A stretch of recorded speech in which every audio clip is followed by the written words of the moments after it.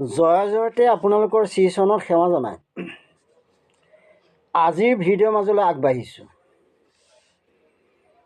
আজিৰ বিষয়ভাগ হ'ল বাংময় মূৰ্তি ভাগৱত সাক্ষাৎ ভগৱান। ভাগৱতৰ প্ৰত্যেক স্কন্ধৰৰ সংক্ষিপ্ত বৰ্ণনা। বাংময় মূৰ্তি ভাগৱত সাক্ষাৎ ভগৱান। ভাগৱতক শ্ৰদ্ধা ভক্তি সেৱা কৰিলে, শ্ৰৱণ কৰিলে, পাঠ পঢ়িলে, দৰ্শন কৰিলে পাপ নাশ হয়। ইয়াত কেৱল ভকত ভগৱন্তৰ কথা সন্নিৱিষ্ট হৈ আছে। যাক আশ্ৰয় কৰিলে সকলো প্ৰকাৰ সুমংগল হয়, ইহকাল পৰকালৰ কল্যাণ হয়, কিয়নো ভাগৱতত সাক্ষাৎ ভগৱান বিৰাজমান হৈ আছে। এতিয়া আহোঁ ভাগৱতৰ প্ৰত্যেক স্কন্ধৰ সংক্ষিপ্ত বৰ্ণনা। প্ৰথম স্কন্ধত প্ৰভু ভগৱন্ত কৃষ্ণ হৈছে দেৱতাৰ ভিতৰত প্ৰধান দেৱতা। তেওঁৰ পৰা জগতৰ সৃষ্টি আৰু লয় হয়। এই স্কন্ধত প্ৰভু ভগৱন্ত কৃষ্ণ প্ৰথমে উদয় হৈছিল। এই স্কন্ধত ব্ৰহ্মৰ গোপনীয় কথা, জ্ঞান বিজ্ঞান ভক্তি আদিৰ কথা আছে। বদৰিকাশ্ৰমত নাৰদে ব্যাসদেৱক ভাগৱতৰ উপদেশ দিয়াৰ কথা আছে। তাত অশ্বত্থামাৰ মুণ্ডন, ব্ৰহ্মাস্ত্ৰৰ পৰা পৰীক্ষিতক ৰক্ষা কৰা, প্ৰেমভাৱে কৃষ্ণক কুন্তীয়ে তুতি কৰাৰ কথা আছে। প্ৰভু ভগৱন্ত কৃষ্ণৰ আগত ভীষ্মৰ মুক্তি লাভৰ কথা আছে।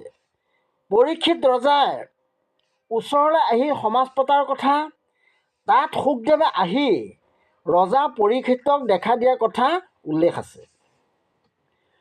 ৰজা পৰীক্ষিতে শুকদেৱক ভাগৱতৰ কথা সোধাত শুকদেৱে ভাগৱত ক'বলৈ আৰম্ভ কৰাৰ কথা আছে। দ্বিতীয় স্কন্ধত শুকদেৱে ৰজা কৃষ্ণৰ স্থূল সূক্ষ্ম ধাৰণা বৰ্ণনা কৰা আছে। কি ধৰণে পৰম মুক্তি লাভ কৰিব পাৰি তাৰ কথা বৰ্ণনা কৰা আছে। কৃষ্ণৰ বিৰাট ৰূপৰ কথা শুকদেৱে ৰজা পৰীক্ষিতক জনাইছিল। ব্ৰহ্মা আৰু নাৰদৰ সংবাদ যিদৰে প্ৰকৃতিৰ পৰা সৃষ্টি হয় সেই কথাও আছে। ইন্দ্ৰিয়ৰ মহা অহংকাৰ হোৱাৰ কথা আৰু কৃষ্ণৰ অৱতাৰ কথা বৰ্ণনা কৰা আছে। তৃতীয় স্কন্ধত বিদুৰ উদ্ধৱৰ কথা, কৃষ্ণৰ নিৰ্যানৰ সংবাদ, দুয়োৰো মনত দুখ হোৱাৰ কথা বৰ্ণনা কৰা আছে। মত্যমুনিয়ে বিদুৰক তত্ত্ব জ্ঞানৰ কথা কোৱা উল্লেখ আছে। শুকদেৱে ২৪ তত্ত্বৰ সৃষ্টিৰ কথাও বৰ্ণনা কৰিছে। ব্ৰহ্মাণ্ডৰ কিদৰে স্বজন হৈছে, কৃষ্ণৰ স্থূল আৰু সূক্ষ্ম ৰূপ, কাল গতি, ব্ৰহ্মা কৃষ্ণৰ নাভিপদ্মৰ পৰা জন্ম লাভ কৰাৰ কথা, বৰাহ অৱতাৰৰ কথা, হিৰণ্যাক্ষ বধ, পৃথিৱী উদ্ধাৰৰ কথা, স্বয়ম্ভুৱ মনুৰ আৰু তেওঁৰ সহধৰ্মিনী শতৰূপাৰ কন্যা দেৱহতী কদম মুনিলৈ বিয়া দিয়াৰ কথা, তেওঁলোকৰ ঔৰসৰ পৰা কপিল প্ৰভুৰ অৱতাৰ হোৱাৰ কথা, কপিলে মাতৃ দেৱহতীক জ্ঞান দান কৰি নিস্তাৰ কৰাৰ কথা বৰ্ণনা কৰা আছে। চতুৰ্থ স্কন্ধত ৯জন প্ৰজাপতিৰ জন্মৰ কথা, পশুপতি শিৱৰ সৈতে দক্ষৰ কণ্ডল লগাৰ কথা, দক্ষক নিন্দা কৰি সতীয়ে দেহ ত্যাগ কৰাৰ কথা, দক্ষ যজ্ঞ ধ্বংস কৰাৰ কথা, ভকত দেৱকীক বিভৎসনা কৰাৰ ফলত বীৰভদ্ৰই দক্ষ যজ্ঞৰ পুৰোহিত আদিক হাত ভৰি দাঁত ভঙা কথা সুন্দৰভাৱে উপস্থাপন কৰা আছে। ৫ বছৰ বয়সতে সতীয়া মাতৃৰ বাবে ধ্ৰুৱই হৰি একান্ত মনে তপস্যা কৰা, বিষ্ণুৱে ধ্ৰুৱক বৰ প্ৰদান কৰাৰ কথা, ধ্ৰুৱে ব্ৰহ্মায়ো দুৰ্লভ স্থান লাভ কৰাৰ কথা উল্লেখ আছে। পৃথু নামৰ ৰজাৰ অৱতাৰ ধাৰণ কৰি প্ৰজাক হৰিভকতৰ জ্ঞান দান কৰাৰ কথা আছে। পৃথু ৰজাই পৃথিৱীৰ সৰ্বৰস দোহন কৰাৰ কথা আছে।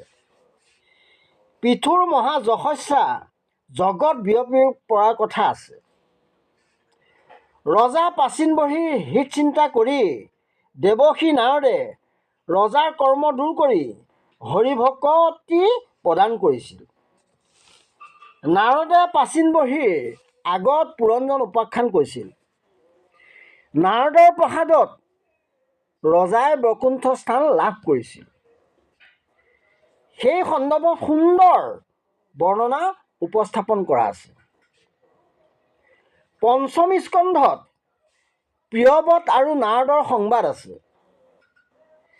কৃষ্ণই নাভিৰ গৃহত ঋষভ অৱতাৰ ধাৰণ কৰাৰ কথা আছে। তাতেই ভকতৰ চৰিত্ৰ প্ৰচাৰ কৰা হৈছে। ৰঘুগণ ৰজাক ভক্তি দান কৰাৰ কথা আছে। ৰজাৰ মনত পৰম বৈৰাগ্য মহাজ্ঞান উপজিছিল।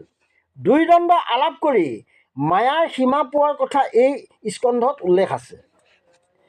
শুকদেৱে ৰজা পৰীক্ষিতক বৰি সমস্ত দ্বীপ পৰ্বত পাতাল জ্যোতিচক্ৰ সাত পাতলৰ তলত থকা নৰক বৰ্ণনা, পাপীসকলে নৰকত পৰি যি যি যান্ত্ৰণাৰ কথা শুনি ৰজা পৰীক্ষিতৰ হৃদয় কম্পিত হৈছিল। নৰকৰ পৰা উদ্ধাৰ পোৱাৰ উপায় শুকদেৱে সুধিছিল। শুকদেৱে সুন্দৰকৈ বৰ্ণনা কৰিছিল। ষষ্ঠ স্কন্ধত শুকদেৱে পৰীক্ষিত ৰজাক প্ৰথমে হৰি নামৰ মহিমাৰ কথা বৰ্ণনা কৰিছিল। কনিষ্ঠ পুত্ৰ নাৰায়ণৰ নাম লৈ কেনেকৈ অজামিলে মৃত্যুৰ পৰা হাত সাৰি বৈকুণ্ঠ গমন কৰিছিল সেই সন্দৰ্ভত বৰ্ণনা কৰা আছে। দক্ষ 10 প্ৰচেষ্টাগণ উপজাৰ কথা, তেওঁ কন্যাত অসংখ্য সৃষ্টি হোৱাৰ কথা উল্লেখ কৰিছে।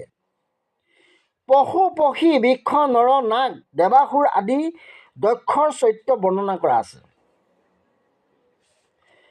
গৌৰীৰ শাপত চিত্ৰকেতু বৃত্তাসুৰ হৈছিল। সেই বৃত্তাসুৰক বাসৱে বজ্ৰৰ দ্বাৰা বধ কৰিছিল। এই সন্দৰ্ভত স্পষ্ট বৰ্ণনা কৰা আছে। সপ্তম স্কন্ধত শুকদেৱে বৰ্ণনা কৰিছিল যে দক্ষৰ কন্যাৰ পৰা অত্যাচাৰী হিৰণ্যাক্ষ আৰু হিৰণ্যকশিপুৰৰ জন্ম হৈছিল। হিৰণ্যকশিপুৰে ইন্দ্ৰক খেদি তৈলোক্যৰ ৰজা হৈছিল। তেওঁ জগতৰ মহা দুখ আচৰণ কৰিছিল। তেওঁক হৰিয়ে নৰসিংহ ৰূপ ধাৰণ কৰি বধ কৰিছিল। হিৰণ্যকশিপুৰৰ পুত্ৰ প্ৰহ্লাদ তেওঁ পৰম বৈষ্ণৱ। তেওঁক হৰিক সদায় পৰম ভক্তি কৰিছিল। তেওঁ বাহিৰে ভিতৰে হৰিময় দেখিছিল। তেওঁ সমান মহাভাগৱত কোনো নাছিল। সেই সন্দৰ্ভত সুন্দৰ বৰ্ণনা কৰা আছে। আজি ইমানতেই সামৰণি মাৰিছোঁ। অহা ভিডিঅ'ত বাকী থকা স্কন্ধৰ সংক্ষিপ্ত বৰ্ণনা কৰিবৰ বাবে চেষ্টা কৰিম।